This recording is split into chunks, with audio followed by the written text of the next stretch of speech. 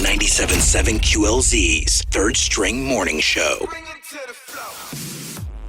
She is on E's Total Divas. She is a former WWE SmackDown Women's Champion, probably a future one as well. Welcome to the Third String Morning Show, WWE superstar Naomi. Naomi, how are you? I'm good. That's right. I'm glad you said future champ as well. I would say it's your belt, right? I mean, it glows and everything. That's your belt. Yeah, the one that glows is mine. I actually have it hanging up at home now. Oh, nice, nice. Do you use Waiting to take it off the wall for another run. Okay, all right. Do you get any use out of it? Do you like light it up for a night light at night or anything? Or You know what? I actually don't because it's battery operated. It is a lot to charge it and stuff. So I just it is long. And then I don't want anything that happens to it. It's very fragile. Okay, I could see that.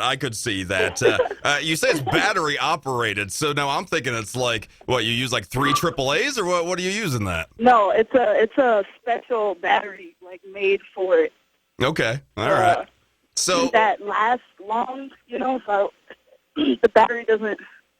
It's complicated. That made it for me. Like it's all rigged up in the back and it's hooked up. It's really cool, but the battery it lasts for like a couple hours. So that I don't have to keep changing it. But I do have to, once it does die out, I have to take it off and let it charge for probably 6 or 8 hours.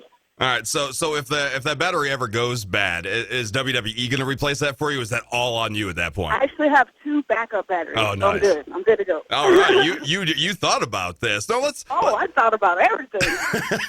Well, let's talk about this this glowing belt of yours, because in the history of pro wrestling and sports entertainment, very few stars have really been able to have such a direct imprint on their championship itself. Yeah. So how did you manage to make that happen? That's amazing. I just really pushed for it, and everything about me, everything I represent, is about the glow. So we were all on the same page with the idea, like, yeah, we'd like it to glow. It took us a while to figure out how to make it glow because we tried different paints on the title. Okay. But the tricky part to it was we didn't want it to look different once the lights came on. So that's why we went with the paints at first. But we just couldn't get them to show up good enough on television. They look great in person, but they just wouldn't translate on TV. So that's why at the end I finally ended up going with the LEDs on it, which everyone, that wasn't what we wanted, but that's what I ended up going with. And I actually just went and found someone to do it, and then I had to get it approved through WWE. And some people were for it, some people were against it, but the person who makes the big decisions, they were all on board for it. So that's how that ended up happening. That makes sense, and you're right about needing it to look like it usually looks, appearance-wise, especially when you won that championship and you're coming out to your very, very energetic entrance. That was the one dark piece of the entire entrance was the championship, and it's hard to gloat when you can't see it. Right, and it annoyed me so bad. And I think I went for like 2 months with it not glowing. And when I would watch the entrance back and look at it, it just would bother me so bad. I'm like, the one thing that's the most important I'm not going to always have, you can't even see it. So that was my argument, and that's how I ended up getting it approved. I was like, how am I to glow?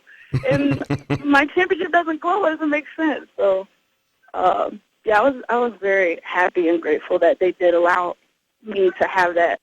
Now, we're talking with WWE superstar and Total Diva Naomi, who has a very memorable entrance. We're talking about how it's hard for your championships to stand out amongst all of the greats, but now your entrance is tiring just to watch. I can't imagine doing it.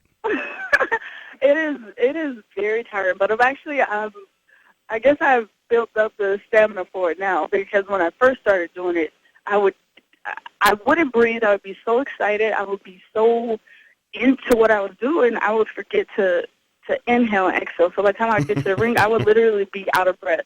And then some of my costumes are like really tight around my waist and my midsection. So like all those little things, it doesn't sound like a lot, but when you're jumping up and down and your adrenaline is rushing. Like, you can catch shortness of breath really easy. There was a few times I got, like, really lightheaded, and I was like, okay, I got to get this entrance together and figure out the certain spots where I want to dance really hard and where I want to do the slide and where I want to breathe, because I got to have energy for these matches. So I figured that out. Right. I mean, you can't exactly shorten the entrance or take shortcuts knowing you're going to have a long match, because then you're just foreshadowing to the crowd, oh, okay, well, let's sit in, let's get comfortable, we're going to be here a while. Exactly. Like, there's a whole theory that I have in my head for it.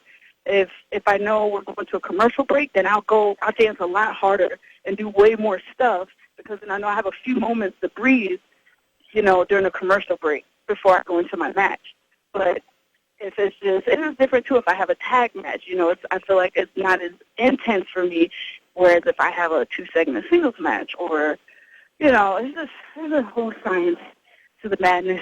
That makes perfect sense. It does. It sounds like a perfect science right there. Well, on the topic of dancing, of course, one of your co-workers, one of your competitors, however you want to think of Nikki Bella, was on Dancing with the Stars, eliminated this week. Any thoughts on that? No, I just found out. I just found like a few minutes ago on Twitter. Oh, wow. And I don't understand how that happened, because from what I've seen, she was the best one. I'm not just saying that because that's my girl. But Nikki is good at everything she does. And I thought she was picking it up so easy, so well, very confident, very strong. So, I don't know. I got to go back and catch this last episode to see what happened. You think that just doesn't make sense? You think Dancing with the Stars is trying to pull some pro wrestling tactics here by maybe pulling a shock elimination like this just to get people talking about definitely. it? Yeah, definitely, because she for sure wasn't the weakest link. Yeah. Now, did she come to you for any pointers? Because, I mean, you have the dance background with the magic and everything. And did she ask you for any advice, or did you just give it to her anyway? No, I think she has all the advice and help that she needs there. But I am disappointed that she's eliminated, so now I'm for sure not going to be able to come see her live. That really sucks. Jeez. Yeah, that is very disappointing. On there. Now, of course, I think Dancing with the Stars with Jericho, Stacy Keibler, Nikki Bella, they see that the pro wrestling audience, we will follow you anywhere you guys go. When will we see you on the show? Oh, man, I hope one day. That is a great show. And even though I'm a dancer, there's so many different forms and styles and genres of dance. I think ballroom dancing is one of the hardest types of dance there is, because you have to do it with a partner, and it's not just you out there by yourself. Or if you mess up, you can't. It's hard to cover it up because you have to be in tune with this other person. And the flips and the twirls and the turns, like, I don't know how to do that stuff. So I would love to challenge myself one day if that opportunity ever approaches. That would be awesome. Well, good luck. I think that'd be foolish not to bring you in for so much crossover appeal, and because you don't have as much of a learning curve as probably a lot of other participants do. But speaking of great shows, of course, we're approaching season 7 of Total Divas now. Yes, season 7. And so, what should we expect from this season? I mean, the roster just seems to expand every single year. Yeah, I think. Because it's always different, because we always have different girls in and out, and I think different women bring different stories. We all have different things going on in our lives. We all have different personalities, and this season you'll be seeing Alexa Bliss, Nia Jax, and Carmella, which all have larger-than-life personalities and attitudes, and are all super successful and doing amazing in their careers right now. So, and then just how they're all getting along and interacting with us, them being newer to the show and to the roster. It's very interesting. And not all of us always get along. And that creates a lot of drama, I think there's just so much pressure and stress that we deal with just on a daily basis with our careers and our jobs and our personal life, that sometimes we're together so much, like sometimes we end up taking that out on each other. Mm-hmm. And you get to see that on the show. And you get to see also the fun times we have, and you get to see the growth and us learning together, us crying together, us fighting with each other. But to me, those are all the things that make our locker room so strong and kind of make this women's revolution more of a sisterhood. Now, who do you fight with and who wins? Oh, she has to think about it. I would say, other than my husband, I would probably say he gets it the worst. I'd probably say Lana. Lana's a bit of a rebel.